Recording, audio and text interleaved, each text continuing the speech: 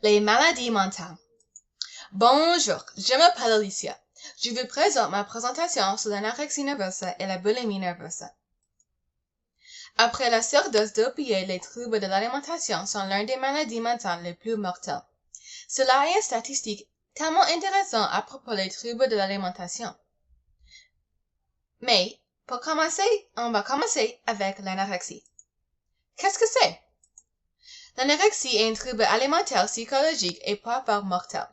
Les personnes qui souffrent de ce trouble ont la tendance à souffrir d'un poids corporel extrêmement faible par rapport à leur taille et à leur morphologie.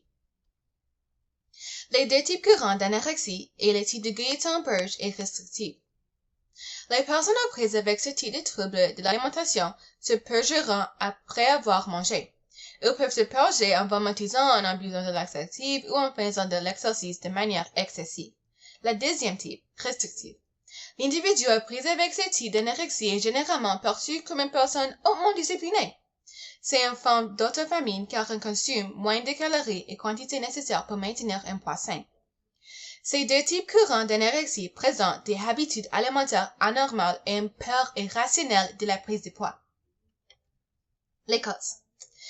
Les facteurs généraux qui causent l'anorexie sont les facteurs environnementaux, les traits de personnalité et les facteurs biologiques. Pour environnement.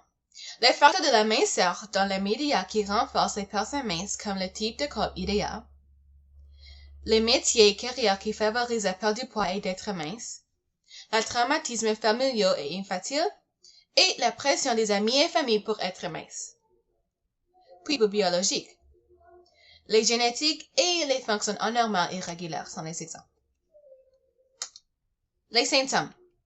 Alimentation et régime restrictif chronique au-delà de la norme, significativement émacié et sous-poids ou en perte de poids rapide, aménorrhée qui veut dire absence anormale de menstruation ou perte de 3 cycles menstruels consécutifs, perte ou classement des cheveux, évitement de la famille et des amis, il peut devenir retiré ou isolé en faisant cela, et la dépression ou stade léthargique. Le traitement.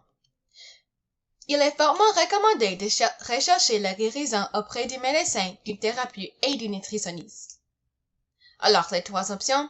Médical. Le composant principal du traitement de l'anorexie pourrait avoir causé les comportements de troubles de l'alimentation. Nutritionnel.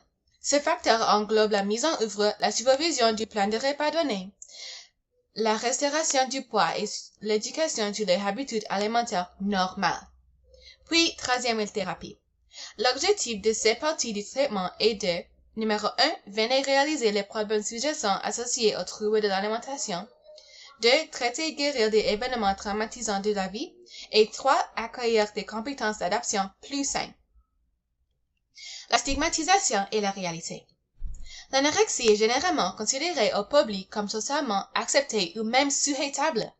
Les individus peuvent être moins susceptibles d'identifier qu'une personne souffre d'anorexie et sub-négligée car c'est masqué par les perceptions et valeurs de la société, selon lesquelles la minceur est saine et doit être s'efforcer d'éteindre. De nombreuses personnes pensent que les personnes souffrant d'anorexie ont le pouvoir de contrôler le trouble en prenant simplement du poids et en mangeant plus. Aussi, certaines personnes pensent que les personnes affectées par l'anorexie choisissent de rester ainsi pour attirer attention. Mais cela est tout incorrect. La réalité peut varier selon la cause, mais ce qui provoque un sentiment de honte intense en mangeant, vous faisant ressentir le besoin de manger moins et n'ayant presque pas d'appétit.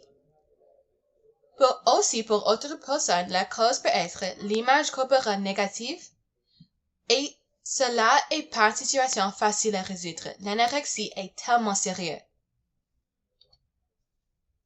Ces deux images sont une excellente comparaison entre la stigmatisation et la réalité.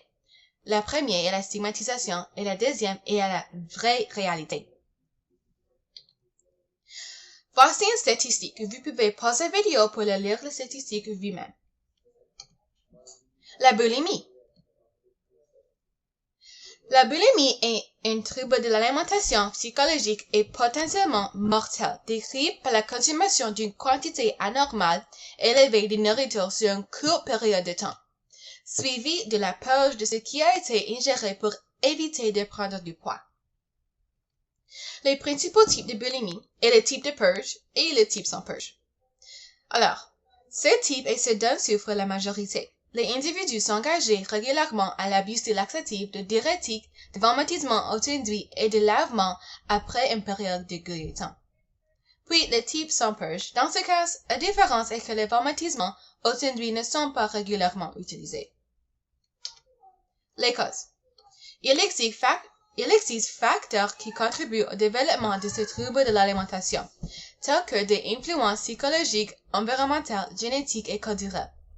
Quelques causes principales incluent l'image corporelle négative, changement de vie et transition stressant et histoire d'abus. Les symptômes. De nombreux symptômes sont le résultat direct de vomissements auto-induits ou d'autres formes de purge, surtout si cela est répété plusieurs fois par semaine et ou par jour. Les symptômes de la guérison alimentaire et de la purge sont manque de contrôle en mangeant, disparition de grandes quantités de nourriture, manger en secret, changer entre les périodes de jeûne et de suralimentation, évitement des activités sociales et comportements impulsifs. Les signes et symptômes physiques. Les fluctuations de poids constant, traumatisme heureux causé par les vomissements répétés, inflammation de l'œsophage, déhydration chronique, infertilité, et les reflux gastriques chroniques dus à l'alimentation. Le traitement principal. La thérapie est fortement suggérée dans le processus de récupération. Le traitement de la boulimie consiste généralement de 1. Arrêter des cycles de guérison alimentaire. C'est la première étape dans la restauration des comportements alimentaires normaux et la ratio du cycle. 2. Améliorer les pensées négatives. C'est partie concentrée sur le changement et la reconnaissance des croyances irrationnelles qui contribuent au trouble alimentation. 3. La résolution des problèmes émotionnels. Ce parti concentre sur la guérison de tout problème émotionnel relié à la trouble de l'alimentation. Puis, la stigmatisation et la réalité. La boulimie peut être facilement dissimulée par la pensée que « Oh, vous ne souffrez d'un trouble de l'alimentation si vous ne semblez pas extrêmement maigre. » Cela est incorrect. Parfois, ils peuvent avoir un poids normal ou ils peuvent être en surpoids. Le poids peut fluctuer considérablement. Les troubles de l'alimentation ne peuvent pas être déterminés seulement par le poids ou la taille corporelle. Il faut considérer que les comportements de boulimie peuvent très bien être cachés et se présenter sous de nombreuses formes. Une culpabilité et une indécence de voir l'individu qui se bat avec la boulimie, ce qui le rend désespéré. La boulimie n'est pas une phase ou un cycle que certains peuvent simplement rompre d'eux-mêmes.